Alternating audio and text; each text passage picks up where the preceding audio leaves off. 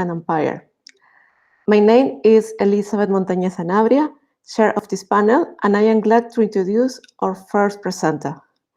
Dr. Rodrigo de la O is professor and researcher of history at the Universidad Nacional de Aguascalientes in Mexico. His paper entitles The Seaman's Perspective, the Third Transatlantic Journey of John Hawkins from the Maritime Perspective, from the Maritime Experience of Antonio Gadar, 1567-1568. Welcome, Rodrigo. Thank you. Good morning. Good afternoon. I want to starting with my apologies because my English is not very good looking, and I am very so sorry for that. Therefore, my lecture of my paper will be in Spanish, and I have a presentation, and sorry for my bad English.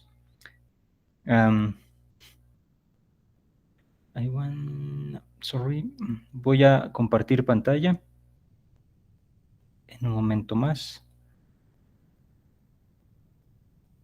Ahí está. Aquí está. Ok. Ojalá estén visualizando la pantalla. Voy a empezar a leer el texto. La ponencia se llama La perspectiva del marinero. El tercer viaje transatlántico de John Hawkins desde la experiencia marítima de Antonio Gadart, 1567-1568. Las siguientes líneas están dedicadas al análisis del tercer derrotero transatlántico del capitán John Hawkins, el cual sucedió entre 1567 y 1568, a partir de la experiencia marítima de uno de sus tripulantes. Nos referimos a Antonio Gadart. Este navegante fue uno de los ingleses que sobrevivió no solo a esta navegación transatlántica, sino sobre todo a la batalla de San Juan de Ulúa de septiembre de 1568. Su testimonio frente a la justicia española es la fuente principal para este trabajo. La constitución de la experiencia marítima de Antonio Gadart estuvo en función tanto del lugar que ocupó dentro de la Armada inglesa como de los contactos e interacciones que entabló durante el derrotero hacia el exterior de la tripulación. Interpretamos la confesión de Antonio Gadart como un relato favorable al accionar de la Armada inglesa y de su capitán a lo largo del viaje, frente a las actitudes y medidas que las autoridades españolas en Indias tomaron contra la flota de Hawkins y que Gadart vivió en carne propia. Con esto es viable interpretar que la narración de Gadart fue una especie de reclamo o forma de protesta ante las políticas herméticas de la corona española respecto de la navegación y comercio en las Indias para las embarcaciones no hispanas. De ahí que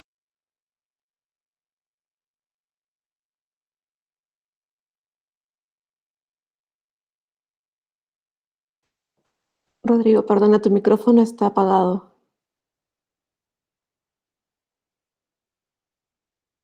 sí. Bueno, voy a empezar. Ok. Ya está. Gracias. Disculpen este pequeño desajuste. Bien. La ponencia se llama La perspectiva del marinero, el tercer viaje transatlántico de John Hawkins desde la experiencia marítima de Antonio Gadart, 1567-1568. Las siguientes líneas están dedicadas al análisis del tercer derrotero transatlántico del capitán.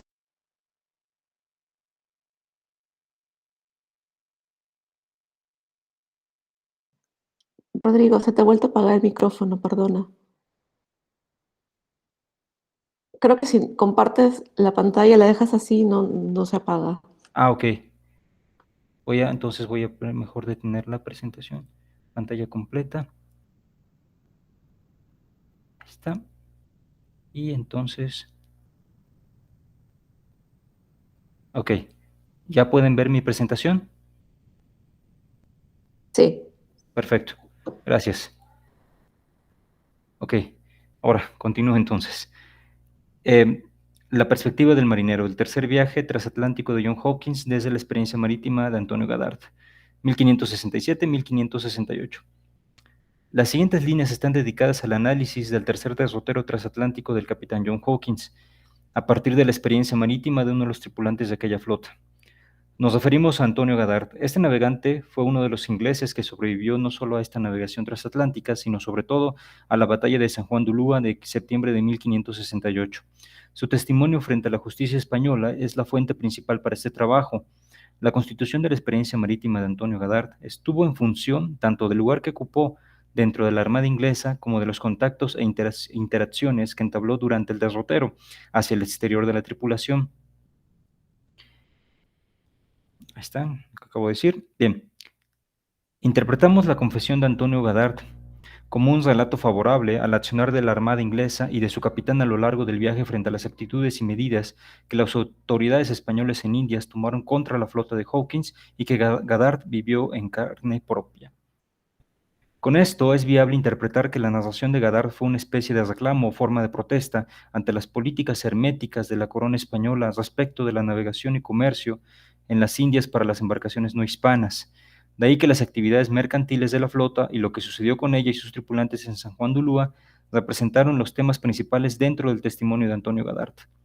La experiencia marítima de Goddard encarnó, por tanto, un momento decisivo dentro de las relaciones políticas entre la corona inglesa y española, el paulatino ascenso de las tensiones entre ambas entidades políticas alrededor de la posesión y empleo del espacio oceánico. Experiencia marítima. Acorde a nuestro planteamiento, destacamos la faceta social y cultural del fenómeno de la piratería en los siglos, en este caso, siglos XVI. En efecto, esta historia estuvo conformada por tramas de contactos, interacciones y relaciones sociales diversas, pero también de representaciones e imaginarios moldeados a lo largo y ancho de las costas y aguas del Atlántico y del Pacífico americano. Releer el tercer viaje de John Hawkins desde el punto de vista de Antonio Goddard es aproximarnos a su experiencia marítima y con ello al sentido de este navegante, a Goddard, en cuanto a cómo dotó de sentido a su travesía transoceánica. Podemos decir que las experiencias generadas a lo largo de las navegaciones implicaron, y cito, un conjunto variopinto de hechos y o acontecimientos que ocurrían a lo largo de cada uno de los derroteros atlánticos.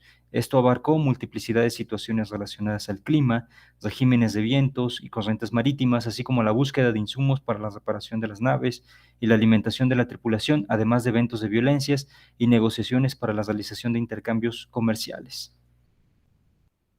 La tercera armada de John Hopkins y su contexto. A partir del decenio de 1560, el Océano Atlántico pasó a ser parte de los intereses de la corona y mercaderes anglosajones. La postura inglesa respecto del espacio marítimo descansó tanto en aspectos económicos, políticos como culturales. En efecto, esta corona plantó resistencia a la hegemonía hispana tanto en Europa como en América. Isabel I impulsó la participación de Inglaterra en asuntos europeos con el fin de incidir en la balanza de relaciones de poder en Europa. La reina inglesa se involucró en diversos campos de la vida política, militar, religiosa y comercial en ese continente y aún más allá. La entrada de Inglaterra bajo el gobierno de Isabel I como protagonista del teatro político del viejo continente propició un conjunto de pulsiones que culminaron en la guerra anglo-hispana o también la llamada Guerra de la Mar Océano de la década de 1580. Esto también abarcó la construcción de una identidad inglesa ligada a las dimensiones marítimas. Las expediciones lideradas por John Hawkins estuvieron circunscritas a las tensas relaciones anglo-hispanas. El principal motivo para llevar a cabo la tercera expedición del capitán Hawkins tuvo que ver con la esfera comercial, la cual estaba situada en el marco del creciente interés anglosajón por generar expediciones marítimas, sobre todo de carácter comercial. El propio Hawkins ya había ejecutado 2 viajes previos a la costa norte de la Española y en el litoral de tierra firme.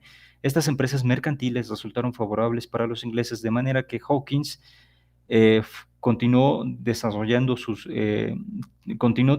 logró tener motivaciones suficientes para dar continuidad a esas travesías, lo cual no dejó de ser apoyado por la propia corona de Isabel I.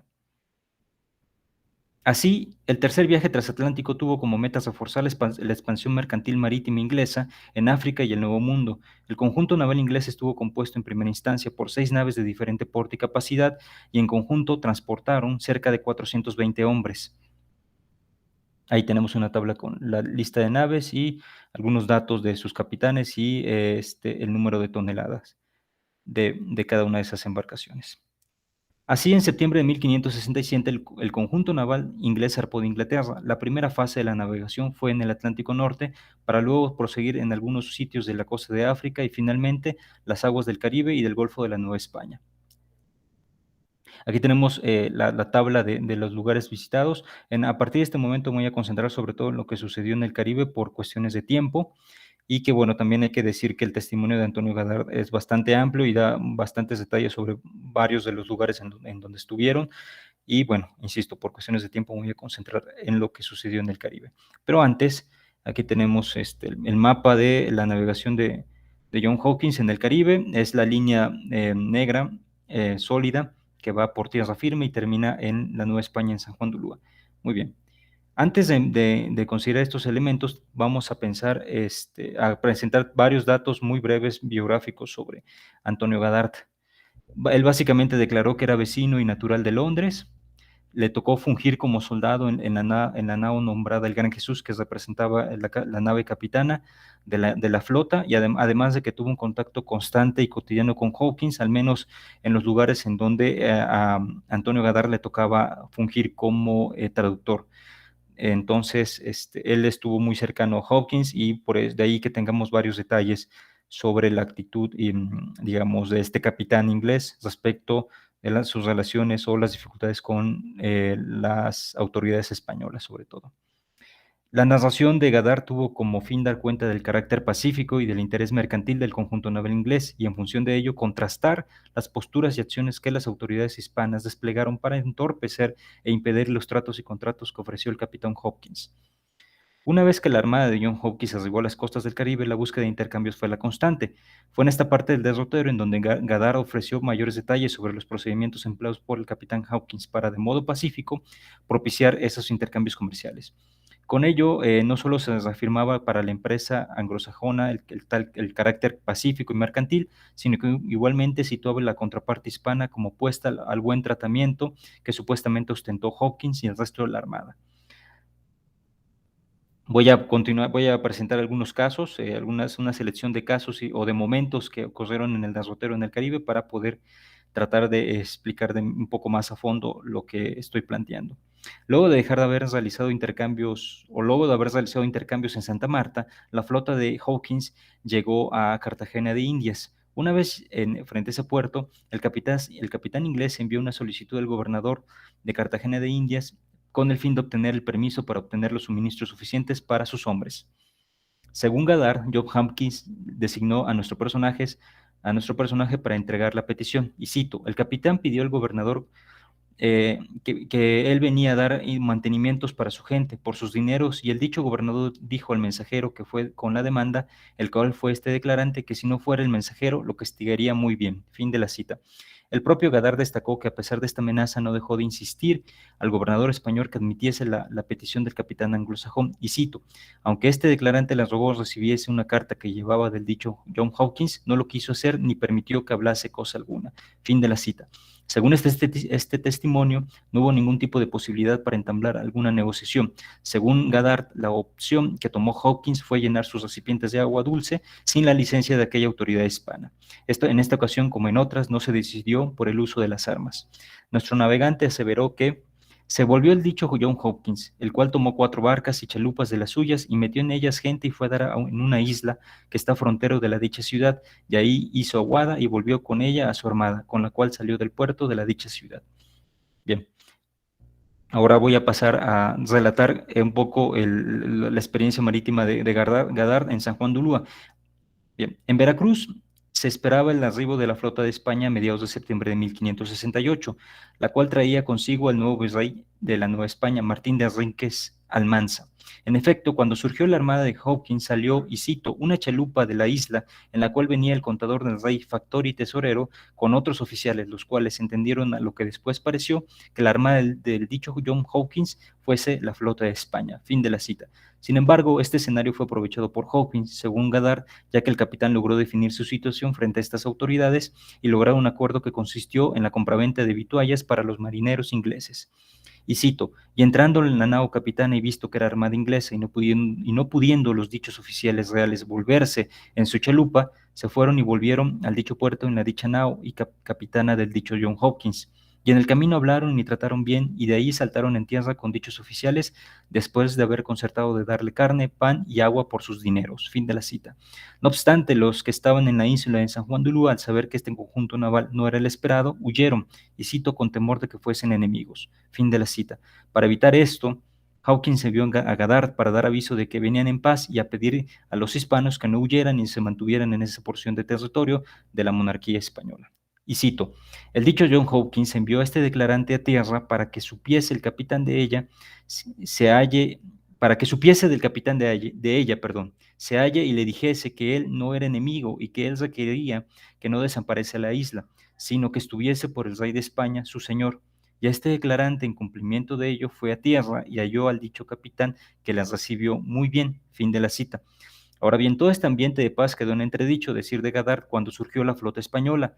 Se trataba de un conjunto naval de 13 embarcaciones. Nuestro testigo aseguró que Hawkins tomó ciertas precauciones, debido a que tuvo claro que estaban en tierras ajenas, sin autorización y vulnerables. Goddard indicó que Hawkins, y cito, recelándose que por ser extranjero y viniendo allí sin licencia del rey don Felipe y estar en parte no muy segura para su flota con ciento y tantos negros que están en aquella isla en servicio del rey. Fin de la cita. Una de las acciones fue echar en tierra, y cito, hasta 50 hombres, los cuales estaban en guarda de los dichos cables, es decir, las amarras que mantenían fijos a las naves frente a San Juan de Ulúa. Fin de la cita. Otras de las medidas fue recurrir a Antonio Delgadillo, el capitán español que tenía bajo su cargo la isla de San Juan de Ulúa, para que éste comunicase al virrey la situación de la armada anglosajona. Goddard afirmó no haber conocido la respuesta que recibió Hawkins en este primer intento de comunicación. Por lo tanto, el capitán Hawkins ordenó a Goddard que de nueva cuenta se llevara el siguiente mensaje. El capitán, y cito, envió este declarante a la dicha flota para que dijese al dicho virrey que, atento que era extranjero y no traía licencia del rey de España y estaba allí por caso fortuito, que suplicaba a su excelencia hiciese paces con él para asegurar su flota. Pero además de esta solicitud, Hawkins estableció ciertas medidas para conducir la aceptación y consolidación del acuerdo de paz. Este incluyó, según Goddard, el intercambio de rehenes, guardar las armas y que el pacto quedara por escrito y firmado por los capitanes de ambas escuadras. De este modo, Goddard expuso que el dirigente inglés, y cito, aquí me faltó, aquí está. Pidió en rehenes 10 españoles caballeros y que le dejasen tener en tierra gente de guarda para asegurar los cables de su armada, y que los españoles que saltasen en tierra no llevasen armas, porque como era mucha más gente que la suya, podría resultar algún daño. Para lo cual el dicho virrey le diese una cédula firmada de sus nombres y de todos sus capitanes, por la cual le asegurasen que él, ni su armada, ni gente de ella recibiesen daño en cuanto estuviesen en el dicho puerto. Fin de la cita. En efecto, este acuerdo fue aceptado por el virrey, y a partir de ese momento se establecieron varios días de supuesta paz. A partir de ese momento, Goddard destacó ciertas acciones que los españoles emprendieron, es decir, 2 o 3 días después, las cuales fueron señaladas por nuestro personaje como evidencias del incumplimiento del tratado de paz entre ambas partes. La primera de ellas fue que los hispanos colocaron una embarcación suya entre los barcos insignias, y cito, estando esto así, la gente española metió entre las dichas 2 naos capitanas una nao grande que era de Diego Felipe. Fin de la cita. Otra situación fue que 2 días después de haber iniciado el pacto, Goddard observó la reunión de gente armada hispana, y cito, la gente española de la dicha flota se juntó con la gente de la Veracruz y metieron en la nao del dicho Diego Felipe mucha gente y armada y en otros 2 navíos. Fin de la cita. Al respecto de este movimiento, sin embargo, los anglosajones, según Goddard, estaban confiados y sin sospecha de estas acciones. Y cito, y la gente inglesa de la nao capitana, estando seguros con la dicha paz, desembargaron las velas de ella para darle carena. Fin de la cita. El testimonio de Goddard sobre la batalla de San Juan de Ulúa consistió en un relato sobre la traición y agresiones hispanas en contra de la flota de Hawkins. La declaración de Goddard tomó varios episodios del enfrentamiento, a saber, el inicio de las hostilidades, la embestida española contra los ingleses que estaban sobre la isla de San Juan de Ulúa, los intentos de incendiar las embarcaciones inglesas, así como la inhabilitación de la nave capitana de Hawkins. Por tanto, desde la perspectiva de Goddard, todos estos momentos terminaron por consolidar una imagen en torno de los súbditos del rey de España, el carácter hostil y de poca o nula confianza para con ellos. Para concluir esta exposición, basta con decir que a través del testimonio de Antonio Goddard no solo estamos tratando de observar una perspectiva, esta cita que ayuda un poco a comprender cómo empezaron las hostilidades, Pero bueno, ya para concluir, basta con decir que a partir del testimonio de Antonio Gadard es posible comprender, por un lado, una especie de discurso, de relatoría, en donde se reforzaba, por un lado, el interés pacífico y mercantil de los ingleses frente a todas las obstáculos e incluso agresiones que los ingleses habían sufrido por parte de los españoles. Sin duda, este discurso habría que colocarlo como un elemento más, una pieza más en la conformación de la famosa leyenda negra, que de hecho tiene mucho de su origen en los países, en el mundo anglosajón, y que viene a contribuir como una pieza más dentro de ese discurso mucho más amplio. De hecho, también nos permite comprender cómo se vivió esta navegación en el marco de estas tensiones políticas, pero a través de la forma en la que los relató y supuestamente vivió este navegante inglés llamado Antonio Gadard. Por mi parte sería todo, agradezco su atención y bueno, disculpas por el idioma, en realidad no tengo muy buena pronunciación del inglés, entonces no quería que esto se convirtiera en un desastre inentendible, así que agradezco su comprensión y atención. Muchísimas gracias. Gracias, Rodrigo. Thank you, Rodrigo, for your presentation. Our second presenter is Dr. Guadalupe Pinzón, professor and researcher of history at the Universidad Nacional Autónoma de México. Professor Pinzón presents the paper From Pirates to Traders, the projections and intentions of English navigators in the islands of the North American Pacific, 17th century, 18th century. Guadalupe, please. Thank you, Elizabeth. Thank you for the organization of this symposium. And I'm going to read my presentation and present my PowerPoint.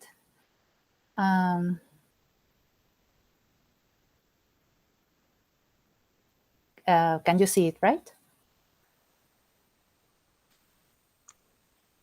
Yep. Yes? Yes. Okay, thank you. I'm going to read then. The objective of this presentation is to learn how, during the 18th century, some English maps and travel diaries mention some Pacific islands off the coast of New Spain in order to use them in the Trans-Pacific networks that they try to create.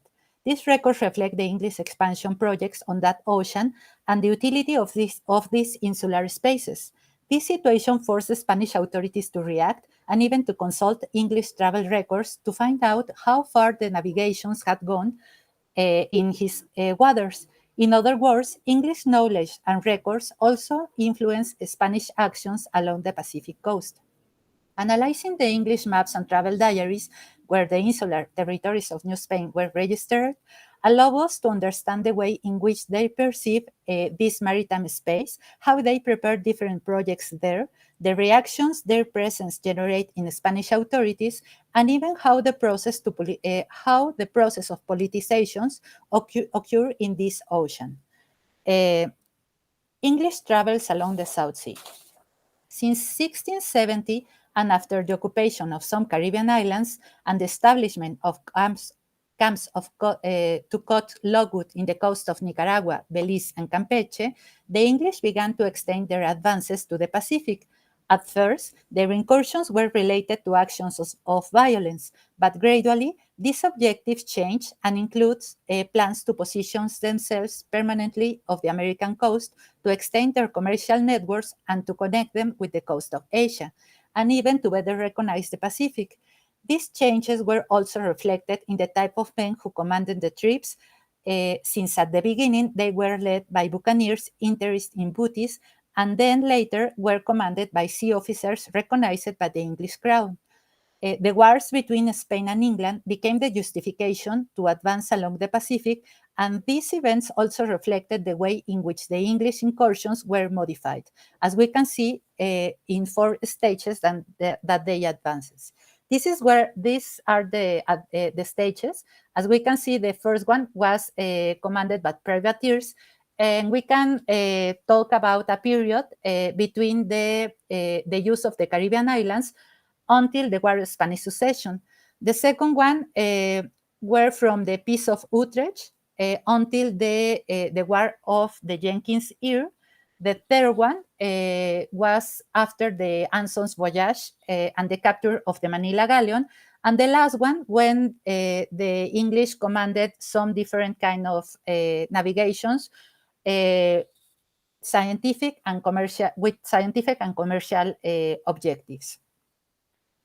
It appears that the English navigations from the end of the 17th century and the first part of the 18th century allowed them to better recognize the waters of the Pacific. And because one of the objectives was the capture of the Manila galleon, eventually their navigations reached the coast of New Spain. Later, the expedition of the second part of 18th century were more related to scientific and commercial purposes. All this information and later transformations can be seen in these navigation diaries. As we can see in these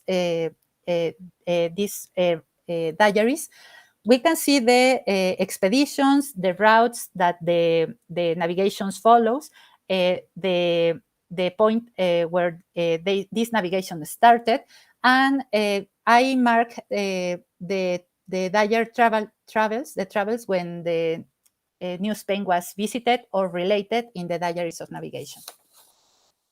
The English create maps and travel diaries that register the American coast. Many of them were published and served as a guide to subsequent expeditions and improved the knowledge of those areas, as we can see with these diaries.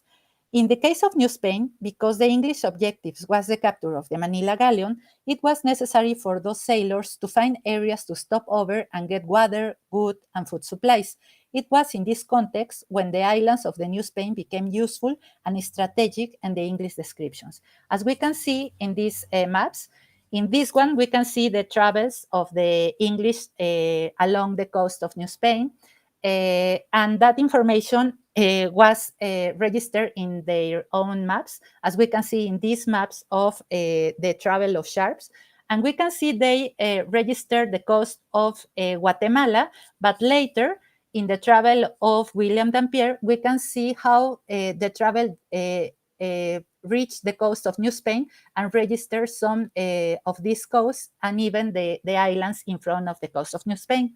And this information was shared in another registrations, like this map, as we can see in this map of William Hack, and we can see the coast of New Spain and better recognitions about the islands along the Pacific.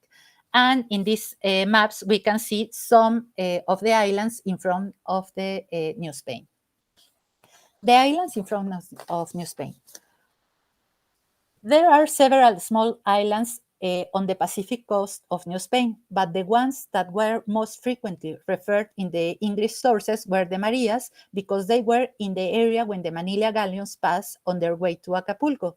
This made them awaiting and supply areas for the English ships. The Marias are 3 islands located in the coast of New Galicia. These islands were discovered in the 16th century thanks to the expeditions organized by Nuño de Guzmán and Hernán Cortés. Later, they were referred to other explorations and also in the routers between the Philippines and New Spain. The other islands on New Spain farther from the coast were Santo Tomé, Anublada or Nublada, and Roca Partida. Their registrations changed eventually, and on the maps of 18th century, there were 4 islands called Socorro, San Benedicto, Roca Partida, and Clarion. And unlike the Marias, these 4 islands were not very close to each other and were not in the way of the Manila galleons, so they were not visited or used by Spanish sailors. Also, there were other small islands near to the coast, such as Jalisco and Chametla, which were referred to as a geographical reference that helped to recognize the coast, and in some occasions, they were visited to look for wood, pearls, and turtles. In other words, the islands of New Spain were included in the Spanish maps, but only some of them were visited sporadically.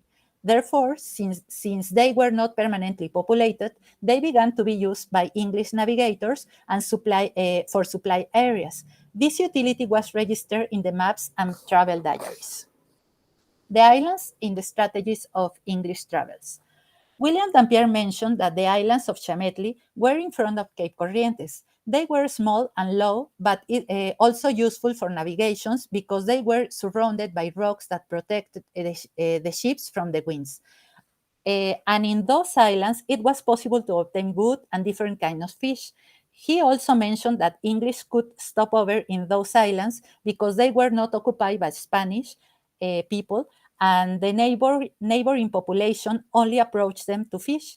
Dampier also described another set of islands that he called Pontique, which he described as tall, sharp, and with white rocks in front of which there were several bays with wood. He also referred to other Chametli Islands, and he described them as 3 islands of different size with wood and red fruits called penguin, that was yellow and red. This fruit was edible and did not upset the stomach, so it could be consumed by sailors. These islands were also visited by seals, and there was an abundance of fish, so they could be used to stop over for food. Regarding the Marias, Dampier mentioned them as uninhabited islands located between Cape San Lucas and Cape Corrientes, where cedar wood could be found and where there was an abundance of fish, turtle, and seals. In general, Dampier showed how all these islands could be used as a stopover for English ships because they were uninhabited, so it was possible to get food and materials for repairs without any resistance. That is, Dampier's diary served to refer to a strategic utility that the New Spain Islands for the English navigations and for the sailors that wanted to remain in the North Pacific.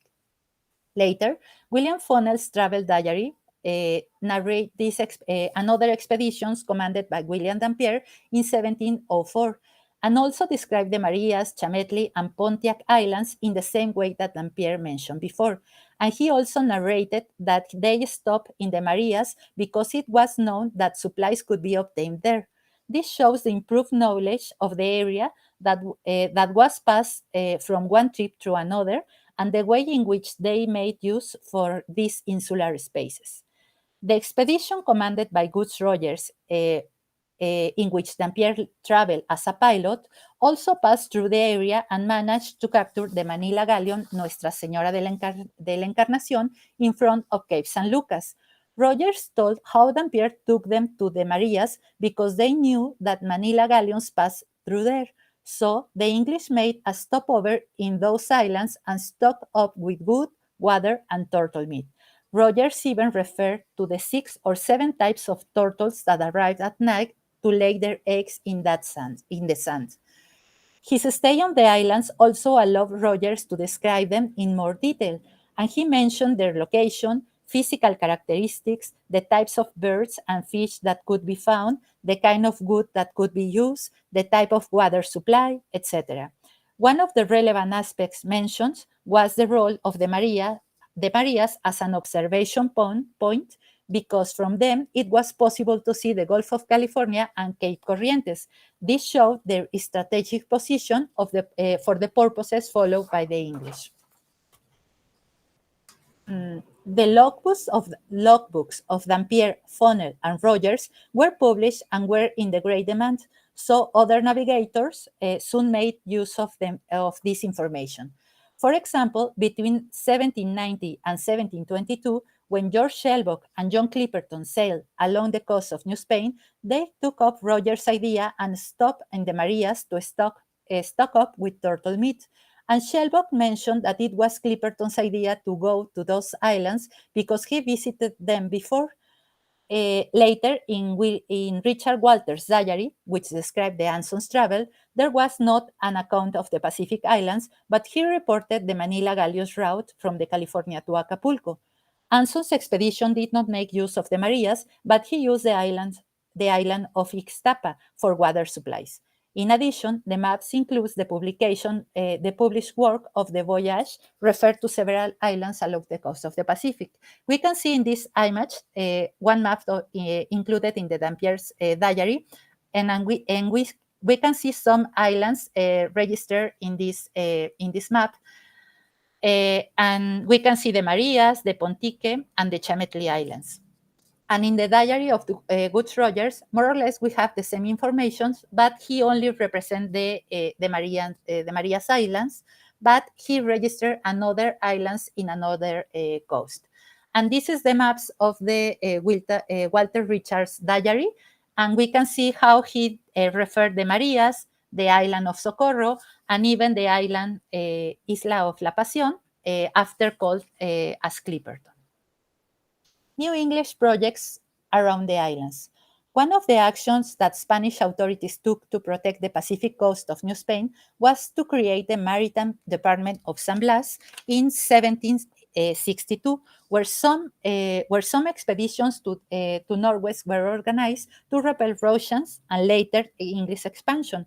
But in the defensive projects of the colonial maritime spaces, the islands did not receive a special treatment. This means that the Spanish authorities did not consider the occupation of those islands, but tried to visit them frequently.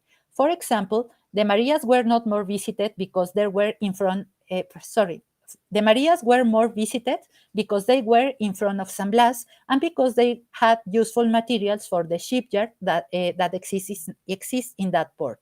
However, the more distant islands were less visited because they still were far away from the Spanish maritime routes. This explains why some foreign expeditions reach and describe them without major problems, as we can see in the case of James Colnet. This merchant pointed out that the Marias Islands and the others in front of them could be used for English ships because there was a little Spanish presence there.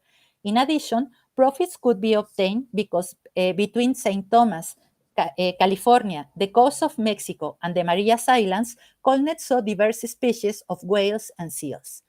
Colnet also mentioned that he had passed by Socorro and the San Bernardino Islands before he was captured in Nootka Bay and taken as a prisoner to San Blas and later to Mexico. In his diary, Colnet included a map that showed the islands of Roca Partida and Santo Tomás, which he visited after his release. Concerning these 4 islands, he described that there was an abundance of seals, fish, and sharks around them. And in honor of the new Spey viceroy, who he said was kind to him, he named those islands as Revillagigedo, as we can see in this map. Finally, it could be said that in the growing English presence in the Pacific off the coast of New Spain was registered in the English cartography. The insular territories became important because they could be used in their maritime and commercial expansion projects along this ocean.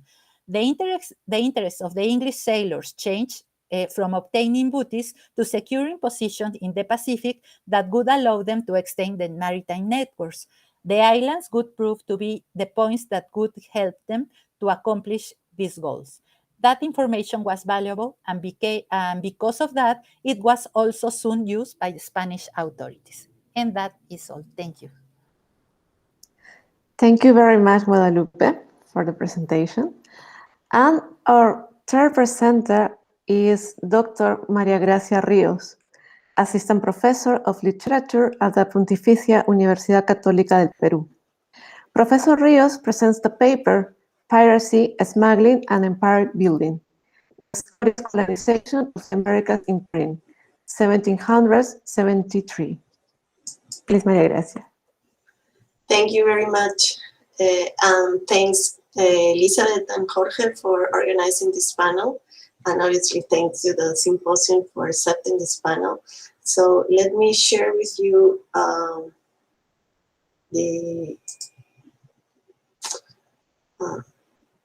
one second, please.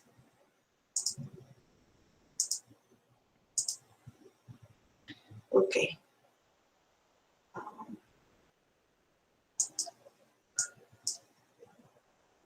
So you may see the presentation. It's okay. Yes.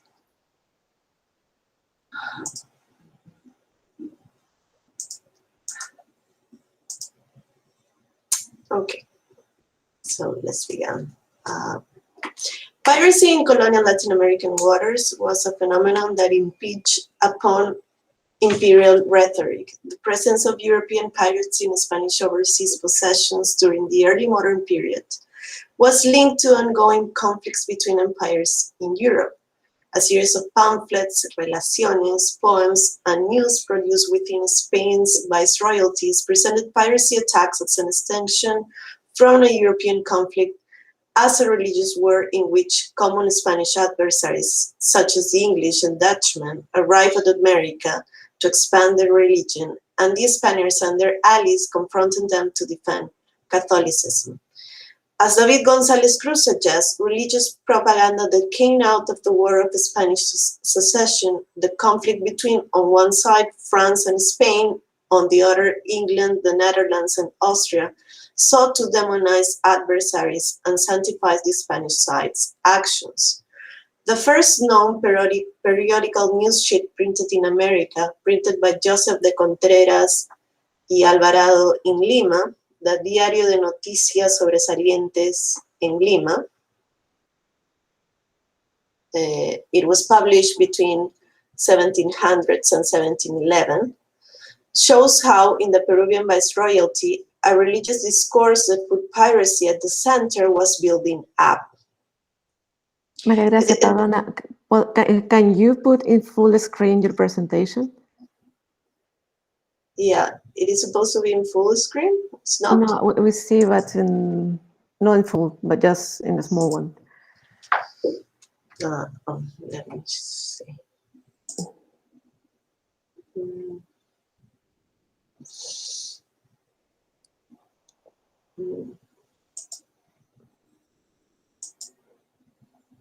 Do you see there or not? No, it's still small. Maybe.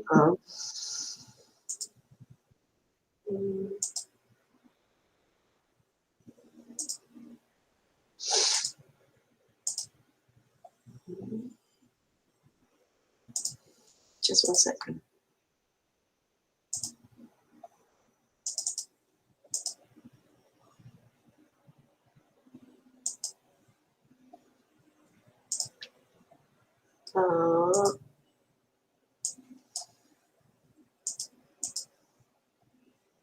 Is there good?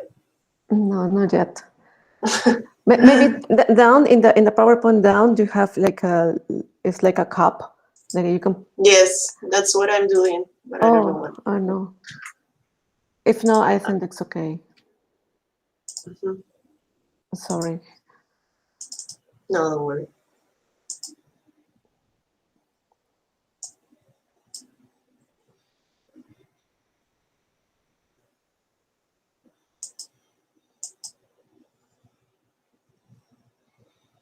Is that okay? It's not full screen, but I think it's okay. That it works for a while. Yeah. Yeah, let me check once how it is looking. I can see here. At least I can do this to show it more clearly. Yeah. Okay. Great. Thank you. Sorry. I don't know why it's not working. Okay. No.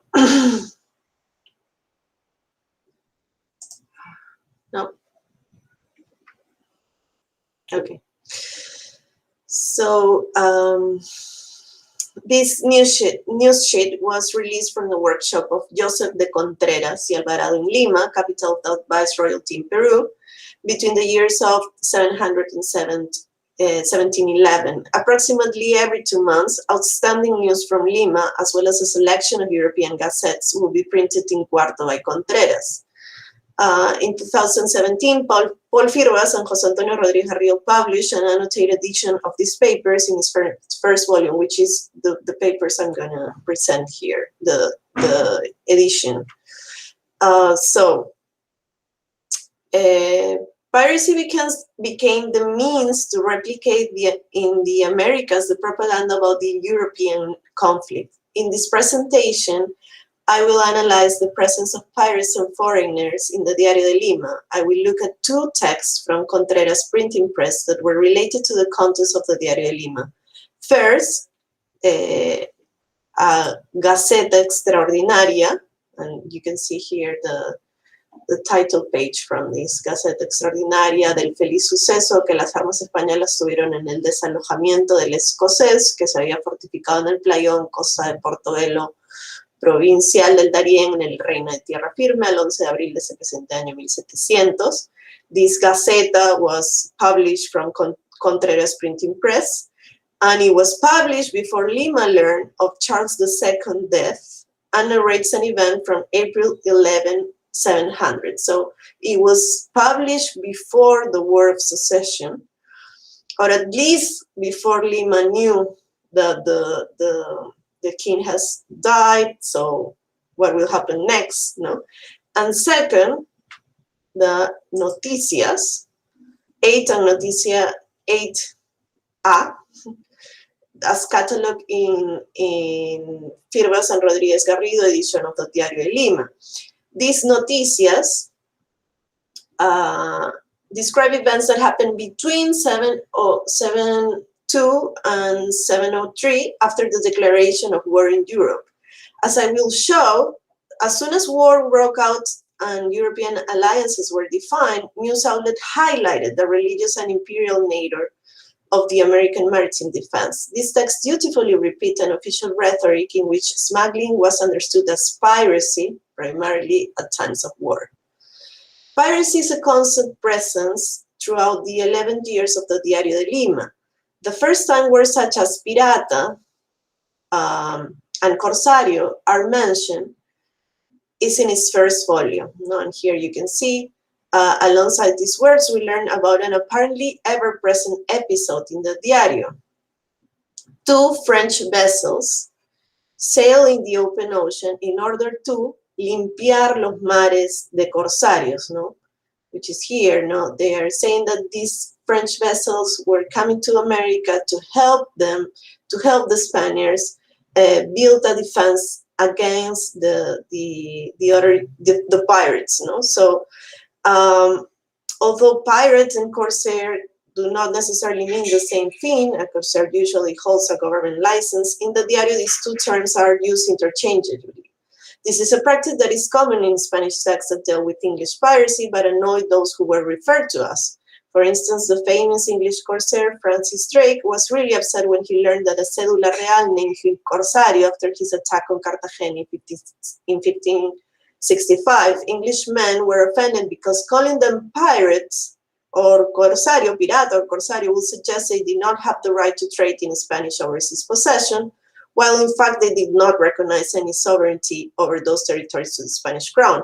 By the beginning of the 18th century, pirate or corsair included a religious connotation or meaning. No?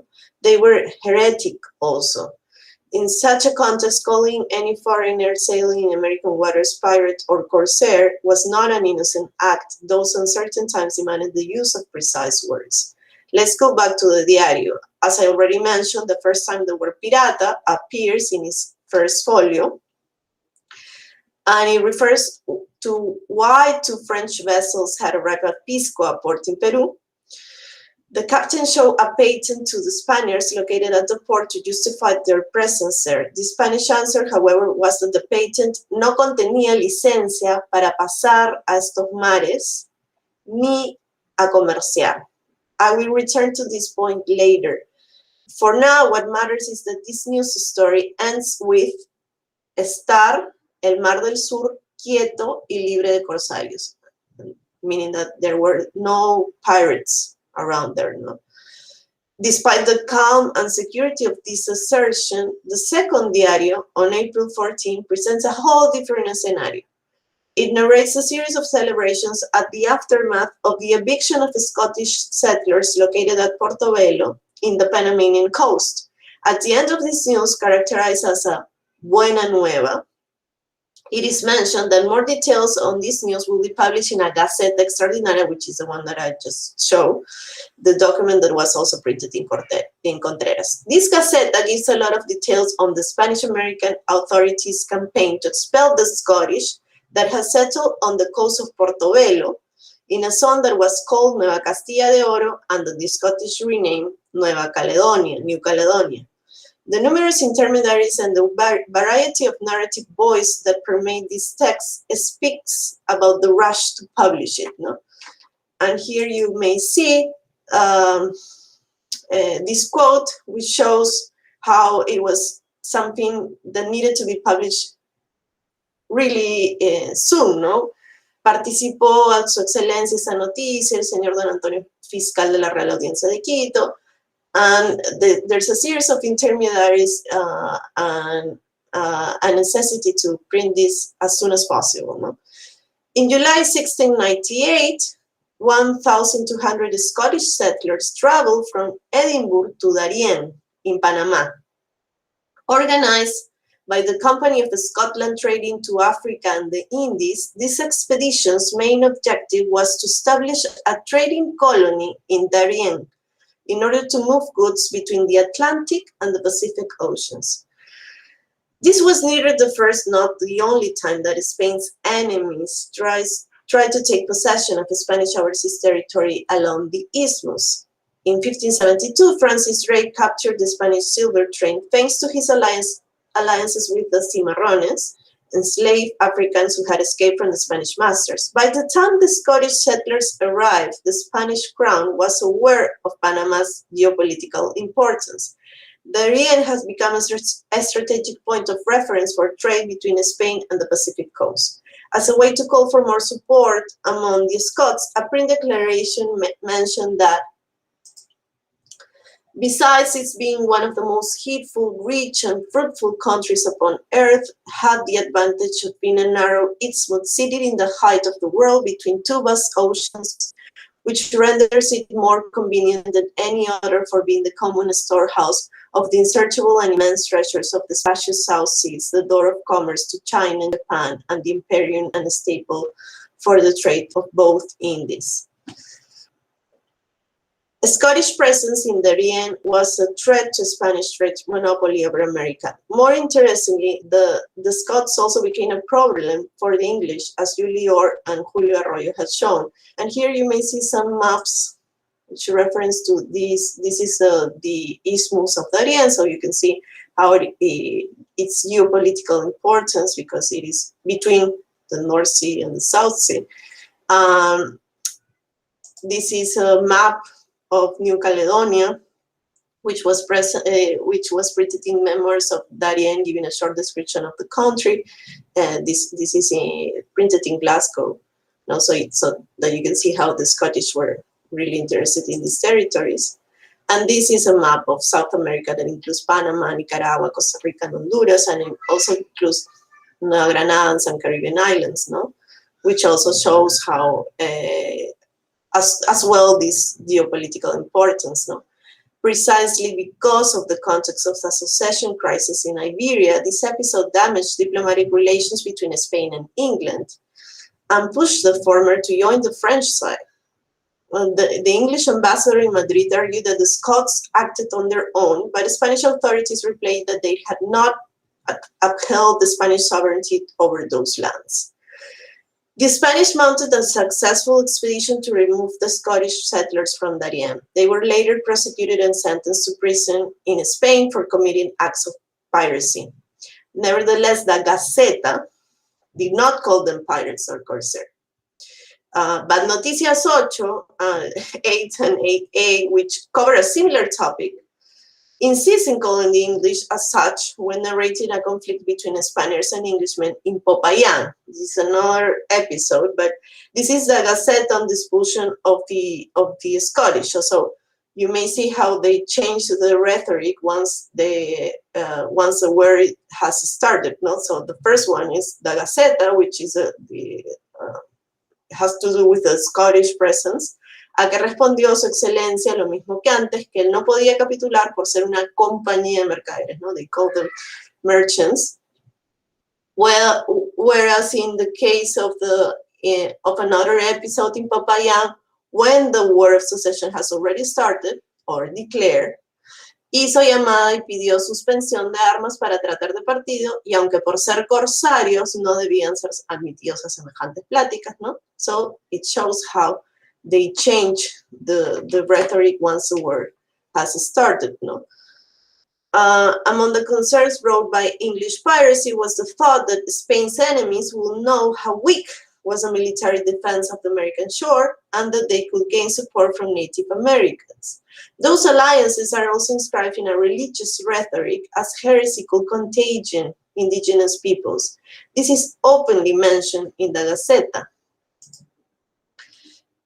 Celebrando de todos modos la nueva por ser victoria de la religión y la fe contra los herejes, gloria a nuestro Rey y Señor y reputación de sus armas, paz y pureza de estos reinos, pues debían temerse centellas de herejía que prendiesen en indios y gente ruda, ¿no? This way we can understand why the governor of Cartagena not only denied the Scots' request for forgiveness for their indigenous allies, but ordered that all Indians in the island be imprisoned. In contrast, in the story about Popayán, when the Indians bárbara y tumultariamente tomaron las armas y pasaron a cuchillo a los prisioneros, we can read that, despite this punishable offense, pero la ignorancia e incapacidad les pudo servir de excusa, y más constando que su miedo y cobardía consultaron tan ciega resolución. No? A fair reading of such disparate reactions could be that the indigenous could be forgiven for killing the English, but not that they made alliances with them. So despite the religious issues that underline the story of the Spanish victory in Popayán, the concern was not with how to convert the indigenous, but with how to offer a religious reading to these political events. This way they could be inscribed within the European religious world. Both Noticia 8 and Noticia 8a, and with a tribute to Philip V, which is the king of Spain after Charles II death, and he was the first member of the House of Bourbon to rule as king of Spain. His succession provoked the War of Succession. No? So here you have how they these noticias finish up with this declaration of the victory from the whole empire, ¿no? Y correspondió a la soberana reina de Los Ángeles como patrona que es de las armas católicas, declarándose en favorecer los dominios y vasallos de nuestro rey y señor don Felipe V, que Dios guarde, concurriendo esa corta victoria de la América a sus glorias militares en Europa. And this as well, ¿no? Se declara Dios en favorecer las armas católicas de nuestro rey y señor Felipe V contra sus enemigos, que lo son también de la iglesia. By comparing both news stories, we can see how the war brought changes in the way foreigners were depicted in America, but it should also be noted that despite the triumphalist attitude expressed in the story about Popayán, the diario also shows that the war threw a shadow of constant insecurity. Without going into much detail, because we don't have the time, another difference between these two stories is that while the eviction of the Scot was organized from Spain and with help from the viceroyalty, the news about Popayán begins with a mention that Indios Centinelas were expecting the English to appear in order to descubriesen al enemigo y avisasen de sus fuerzas, no? So the indigenous people were more involved in this defense, no? After celebrating the victory of Popayán, a sense that the borders are still open remains in the diario. Mentions of English pirates become more and more frequent. For instance, the April 20, 1711 issue calls for the establishment of a colony at the Magellan Strait, porque defendida esta garganta se cerraba la puerta a que otras naciones pudiesen penetrar al Mar del Sur. Tellingly, this demand comes days after two French ships reach a Chilean port after going through tempests in the strait. To finish then, I will speak about how I interpret the constant presence in the diario of these dos navíos franceses, the two French vessels. If we follow the route of these two ships throughout the 11 years that the diario was printed, we can see that rather than representing the allies, they start to become a problem, as they are intricately linked to smuggling. Thus, they challenge the American mercantile system. This way, we can see that despite the willingness to replicate military experience in American territories in the defense against pirates, some aspects escape the discourse of allies and enemies, and instead reveal the problematic conditions within the viceroyalty. In this paradox and ellipsis, we can find much of the value of this text. Okay, thank you. Thank you, Maria Gracia, for your presentation. And I'd like to recall the attendees that you can ask questions after the comments of our discussant, either by raising your hand or writing in the chat. So I'm glad to introduce our session commentator, Dr. Jorge Ortiz Sotelo, who is professor at the Universidad Nacional Mayor de San Marcos and the head of the National Archive of Peru. Jorge, welcome.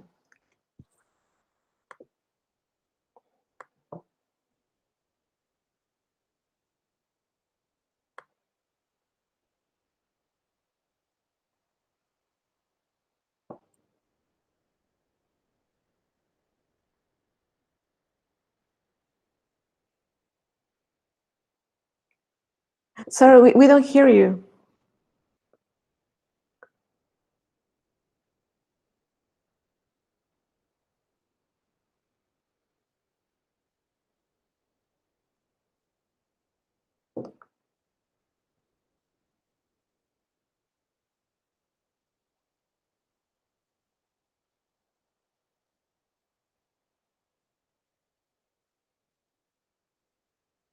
We don't hear you. Can you try to speak if it's possible?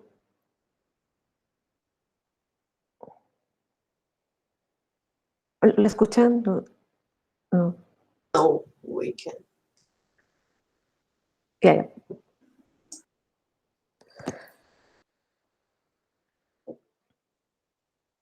Okay.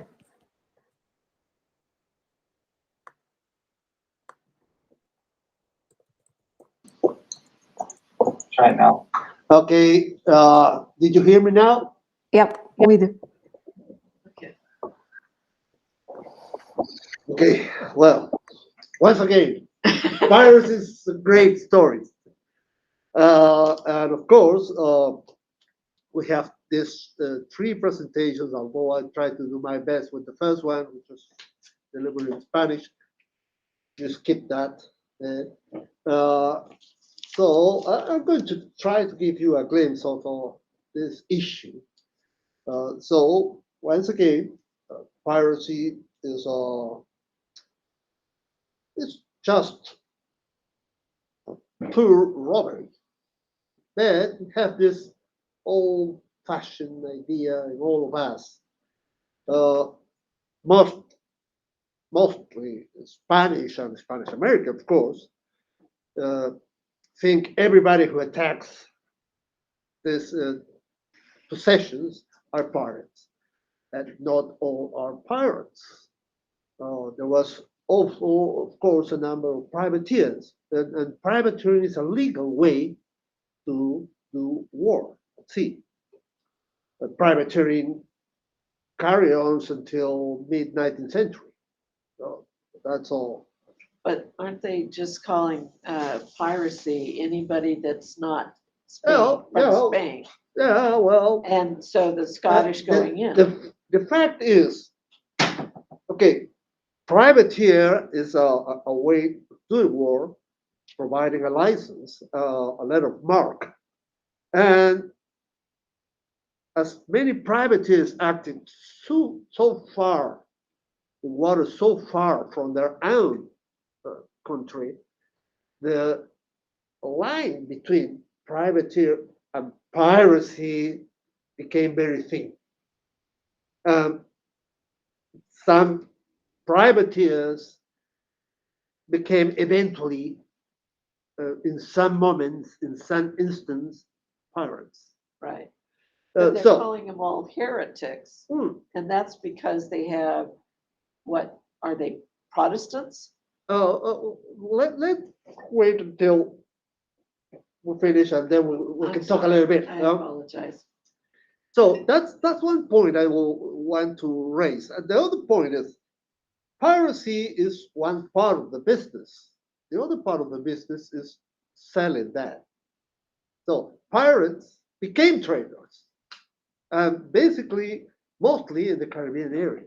So, and it was an important economic force dealing with what they had robbed, what they had taken from other people, and became a substantial part of even the Spanish trade itself, an illegal way to trade.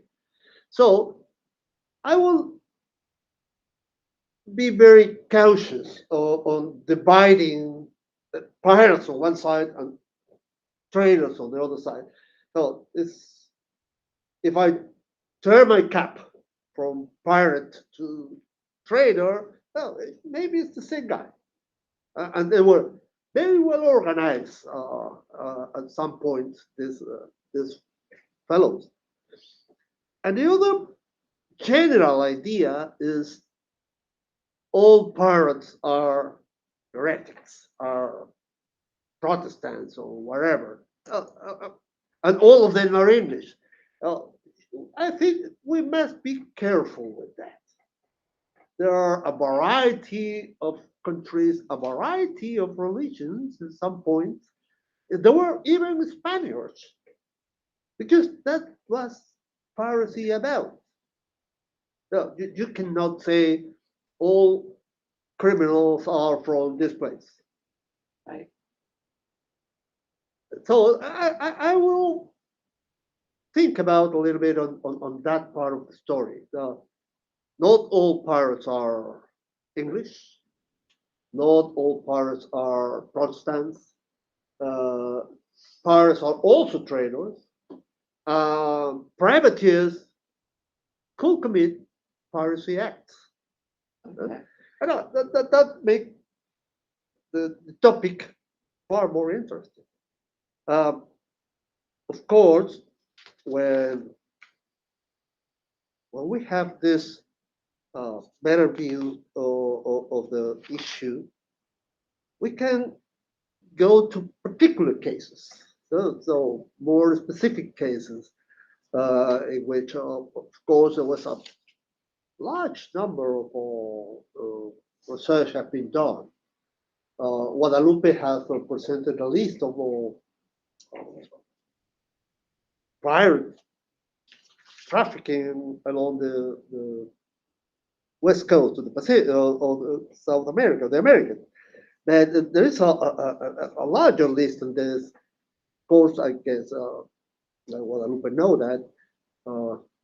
Perhaps one of the most important contributions on this kind of things on the English side was Peter Bradley. And I guess that Guadalupe know that. Peter is an old friend of mine. He looks like a pirate. I always say to him, "You look like a pirate." He had produced a very good academic research on this, and his last effort was trying to publish a kind of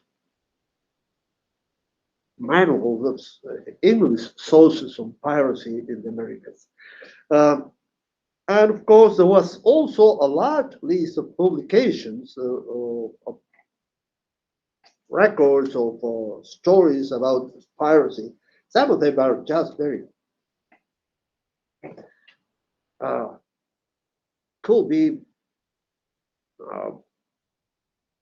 the primary fountain for a film. There was, for instance, Guadalupe listed here the William Damper and Thomas Estrada in Boyle 1703. And that was a fascinating story because, well, this Thomas Estrada was captain of one of those, was the Singapore galley, and the pilot of the Singapore galley was Alexander Selkirk. Have an idea who was Alexander Selkirk? He was abandoned in Juan Fernandez Island. They stayed alone for 4 years, 4 months. And the following voyage was with the Royals, he picking up. And Selkirk was this second story was written first of all by Boyers and then by somebody else, and the third one was Daniel Defoe. He wrote what he wrote, the incredible story of Robinson Crusoe. Okay. No, they have a number of things around this kind of things, this story. So, and of course, one something else with which Guadalupe mentioned about the islands, which is an important topic. A number of islands were early discovered by the Spaniards. They were the first actually to sail along the Pacific until Drake. At least a couple of expeditions departed from Mexico since the times of Cortés. At least two expeditions departed from Peru in 1560s, in the 1560s and 90s, and discovered a bunch of islands. But the problem is, it was almost impossible to find out the island later because the longitude has a problem, and that problem was not solved until mid 18th century when the marine nautical clock was discovered. So although the islands could have been discovered, you cannot reach the island again because you are not sure where the island is. Now, the latitude problem was solved very easily since the 15th century, but the longitude problem persisted until Harrison discovered that thing. So many of these islands will just remain there with, and of course, in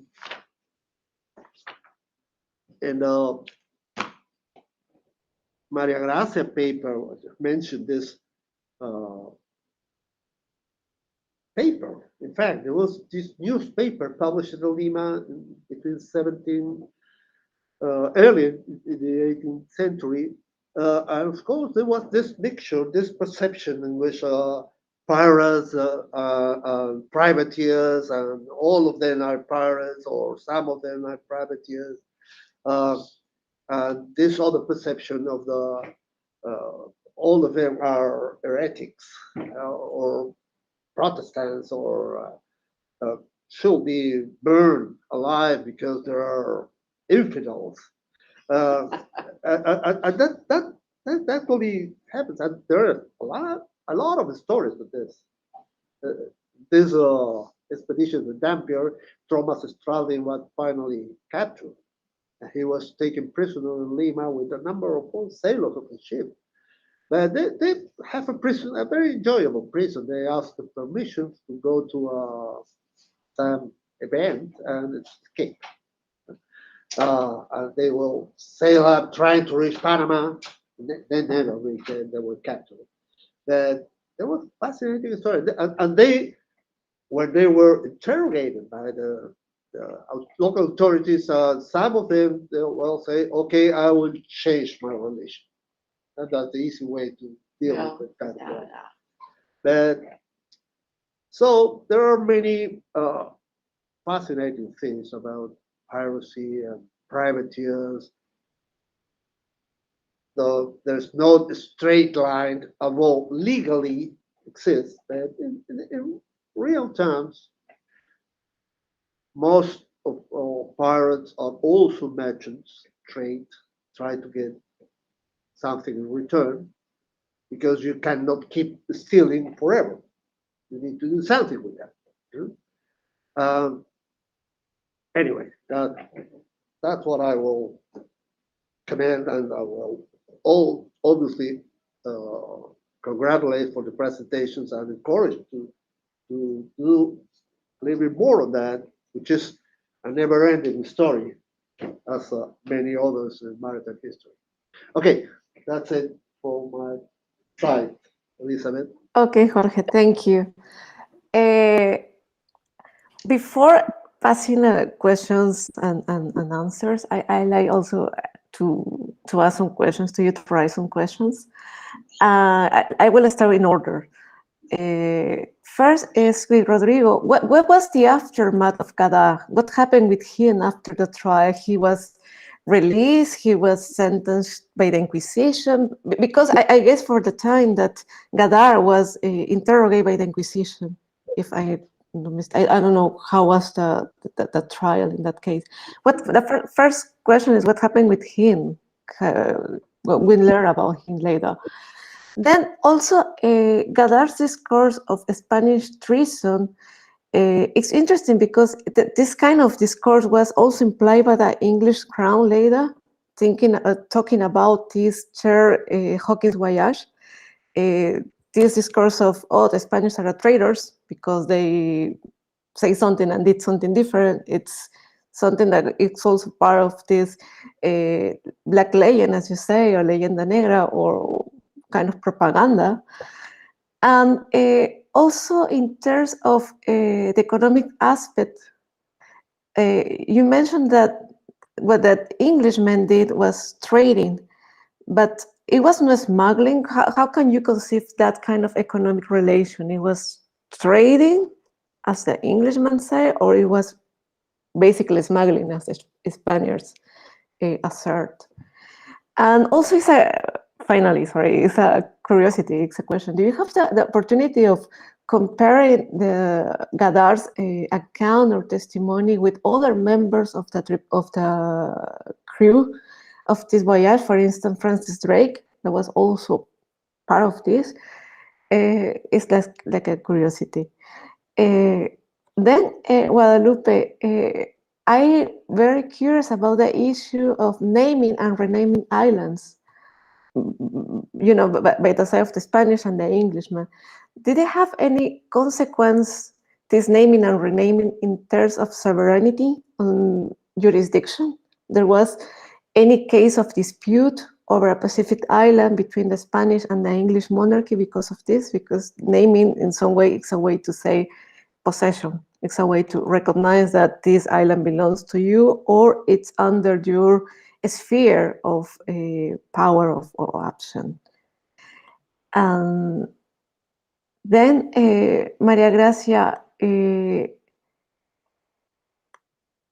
your paper states that the smuggling is one of the key elements in this company.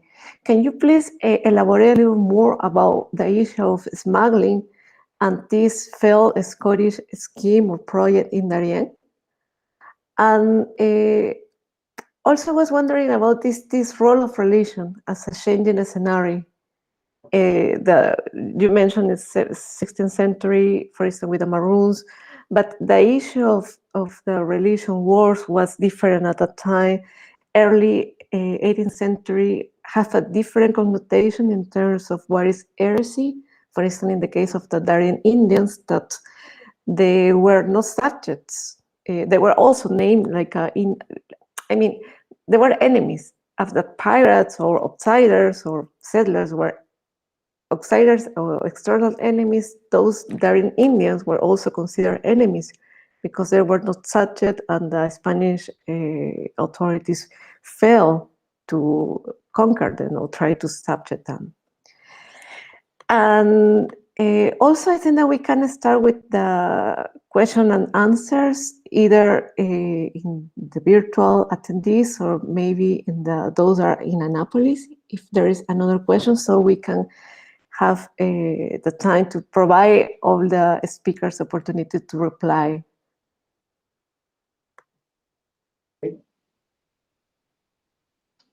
Okay, and also I think that also I guess is important and interesting is to say what Jorge mentions about what is piracy. I think that this is also a good moment to debate what we conceive of a piracy, because also I understand the trick of the word piracy in that regard, because the documents of the time say that this is piracy. So, if you see the account, how they claim, for instance, that Francis Drake was a pirate, but if you say, well, there was no war, but at that time there was a war.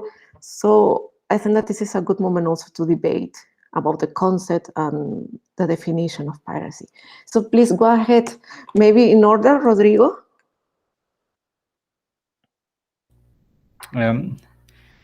Gracias por las preguntas, los comentarios. Bien, con Gadard, al final del expediente, que es un expediente muy amplio, básicamente estos ingleses fueron, bueno, ya estuvieron en la cárcel de Sevilla más de un año, y después de los procesos fueron puestos en trabajo en galeras, en algunos casos, y bueno, ahí pasaron el resto de varios años viviendo ahí como trabajadores en las galeras en el Mediterráneo. Ese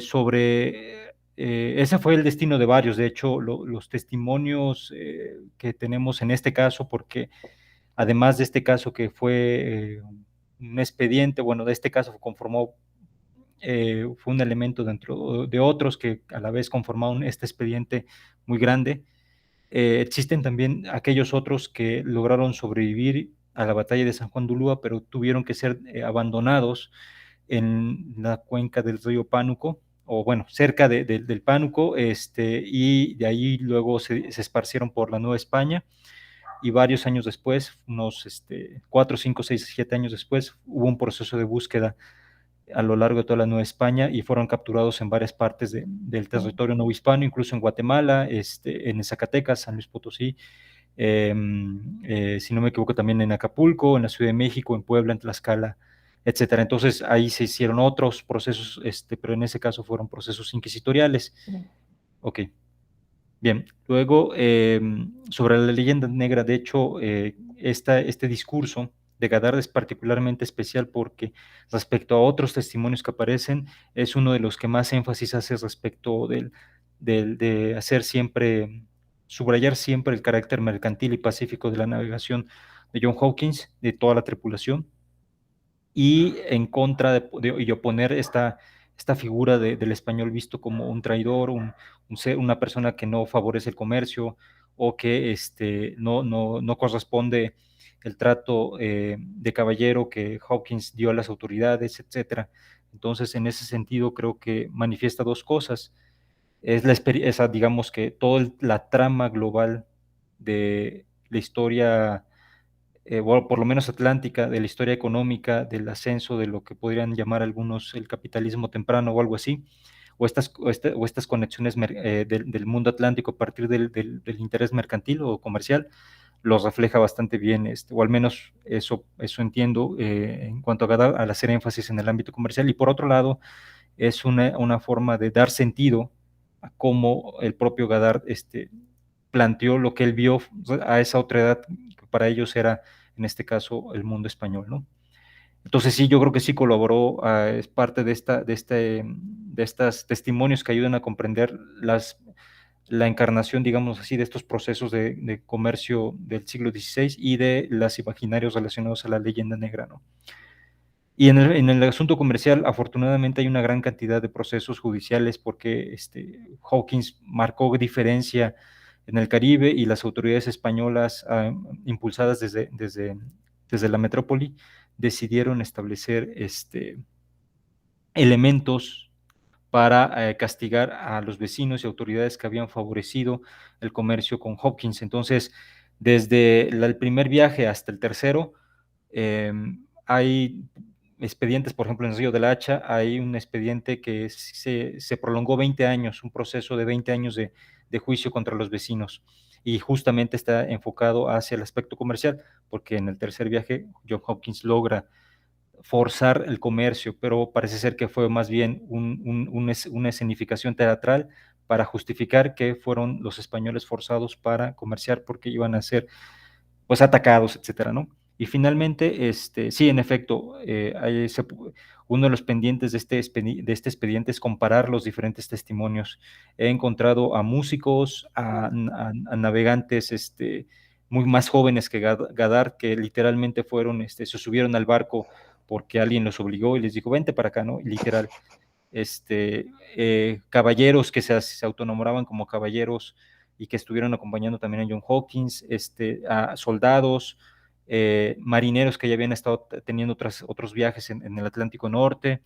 Entonces es una tripulación muy interesante, y esos testimonios en algunos casos hacen más mención, por ejemplo, a la búsqueda de negros en África, porque ellos eran soldados y les tocó bajar y meterse a territorio de Guinea, por ejemplo, para capturar negros, ¿no? Entonces dan más espacio en su testimonio a esa experiencia.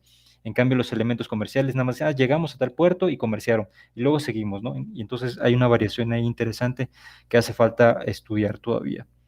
Y hay una relación de Job Hawkins muy corta, que ya estaba publicada, es relativamente fácil encontrarla, sobre su tercer viaje, y el 70% del testimonio que hace John Hawkins sobre ese tercer viaje es lo que sucede en San Juan de Ulúa. Entonces, resume lo que pasa en África en una cuartilla, en una foja. Lo que sucede en el Caribe y en tierra firme los resumen 1.5, y el resto de las 7, 8 fojas es para hablar exclusivamente de lo que sucedió en San Juan de Ulúa. Entonces, todavía hace falta estudiar, según creo, toda esa zona, ¿no? Y bueno, en este sentido aprovecho para señalar que una de las consideraciones para definir este asunto de la piratería es tratar de encontrar estos testimonios, y no solo encontrarlos, buscarlos y encontrarlos, sino ver qué es lo que tienen que decir aquellos navegantes sobre lo que se supone hicieron durante sus viajes, que por un lado puede ser visto como solo comercio, o sea, actividades pacíficas de completo derecho de la libertad de los mares, etcétera, y por otro lado ser clasificadas como un conjunto de transgresiones una tras otra, que solo venía a perjudicar la vida en la monarquía de España en América, ¿no? Entonces yo creo que esto, más que no hay que, sugiero que para tratar de entender este proceso histórico, conviene tomar en cuenta esas dos voces, ¿no? Entonces por ahora sería lo que tendría que decir. Muchas gracias. Thank you very much. Gracias, Rodrigo. Please, Guadalupe. Okay.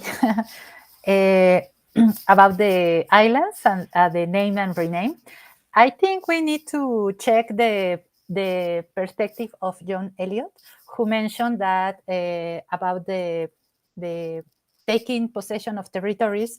We can see some processes. For example, the baptism of the territories, the cartographic representation, and the cartographic baptism, and in the last time, the occupation, the formal occupation. So in the islands, we can see more or less the idea. More of the sailors, English sailors, try to visit the islands, try to occupy the islands, rename the islands in order to possess them. But in the Pacific, it was difficult. In the Asia Pacific, it happens a lot, but in American, in Northwest, it's difficult because there were more visited. There were less islands than in Asia. And for example, in the Northwest, around the Nootka, they possess a lot of islands in the coast of actual Nootka Bay or the Drake Bay, or something like that. But in front of New Spain, didn't happen because the authorities of New Spain tried to visit the islands more, tried to put some people there. And in the case of the Revillagigedo Islands, even when the English renamed it, Colnet renamed it, they didn't possess the islands because they were a little more visited from the English sailors, but it was not the case of the Clipperton Island, because the Passion Island was renamed like Clipperton, and in the 19th century, the French captured that island. But in the 19th century, in 18th century, didn't happen a lot, except in the northwest of America. So we can see the importance of this subject is they try to register the islands. They try to assimilate that kind of islands with the rename, the cartographic rebaptism.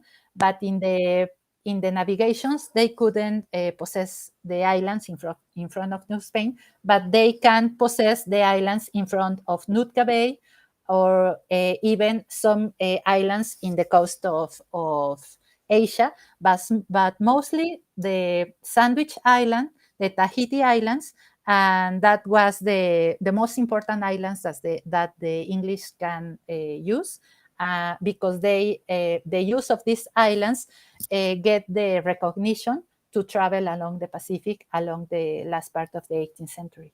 I don't know if I answered your question. Yes, very interesting. Okay. Thank you. And so About we About the piracy? I don't yeah, know. that could be cool. That could be nice. No, I don't know. It's complicated because I think it depends of the perspective. From the English, mostly they try to get the name of privateers, and even they have an explanations. We try to trade with the Spanish, but they didn't let us, so we have to attack the port and attack the boat, the ships or something like that. But they perspective where they were privateers, but in the perspective from the Spanish, they were pirates or buccaneers, because buccaneers were the point of the where they begin the travels were the Caribbean islands. So because of that, they received the name also like buccaneers, but they were mostly pirateers, pirates, no? In the perspective from the Spanish authorities. Buccaneer So was a word that was used in the documents in the yes, Spanish. buccaneer is a word. Bucan is a Rodrigo, yes, knows better than me. But because in the last part of 17th century and the 18th century, because there were sailors who traveled to attack the Pacific coast, but the point of where they begin the travels was the Caribbean islands. Mostly they were called buccaneers because of that name of the myth of the 16th century. Yes, buccaneers. But in the documents, they appears like that. Buccaneers. It's more or less like a pirate also. Yeah. Cool. Thank you. Maria Gracia. Thank you, Elizabeth, for your questions. Very suggesting questions. First, I would like to talk about the Scotland presence in Darien. It is also called the Darien Scheme, which is this episode. It is very interesting because it involves Scotland, but the English and the Spanish, and the England was in war with France, and France will become ally to Spain. So in the middle of this relations between the European nations, Scotland, the Scots were trying to build this company, which was a trading company. And if we see, I mean, nowadays we can call this strictly smuggling. No, they were trying to find a way to trade just merchandise from Panama to South America and to Europe.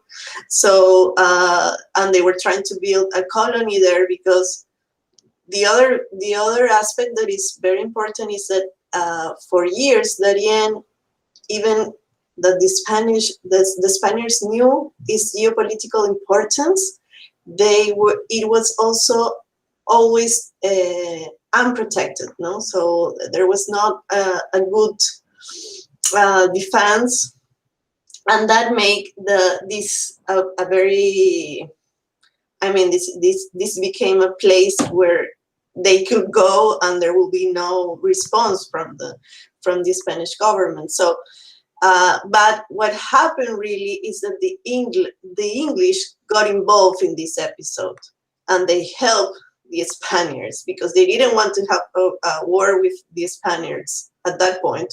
Later on, with the War of Secession, everything changed. But at this point, they were trying to avoid problems with Spain. So the Royal Navy came in to help to the Spaniards to take the to throw away these cuts from the end. No? So it's very interesting how all these nations are working together at this point, and 2 years later they will have these huge war between England, Spain, France, Austria, everyone, no? So and you can see how the rhetoric changes, no? Which was what I was concentrated in, no? Because I have studied before the 16th century, no? So we know that during the 16th century, when Francis Drake or John Hopkins, Rodrigo was showing, no? During that time, it was they were at war, Spain and England, and obviously the rhetoric was similar to what we see in the War of Secession. No? So in the years when they are at peace, the framing, the way they talk about piracy is different. No, so because they know how the word has such an impact. No, so they were really careful in using that word, because it did not only mean that they were doing something illegal. It also had a religious connotations. That's what I was saying, and you were asking. No, I have seen that during times of war is when they use pirate, and when that word has this religious connotation. No, that it instantly means that they are heretics. That doesn't happen when they are at times of peace, or at least what I have seen. No, so unless they are really pirates and they are not working as actually corsairs. No, they are not working with the government. So and I feel it's very interesting how the word plays in a political scenario. No, I don't know if that answered your questions. Yes, thank you very much. Thank you. So I think that we are done. Jorge, any question, any comment? We don't hear you. It's okay. No, Elizabeth, we have no questions here. Okay, so no more comment questions. So thank you very much to all the three presenters for their very nice presentations, and of course to our commenter and the attendees. So thank you very much, and see you in another moment. Okay, Bye-bye. bye. Thank you. Bye. See you. Thank you. Bye. Bye-bye.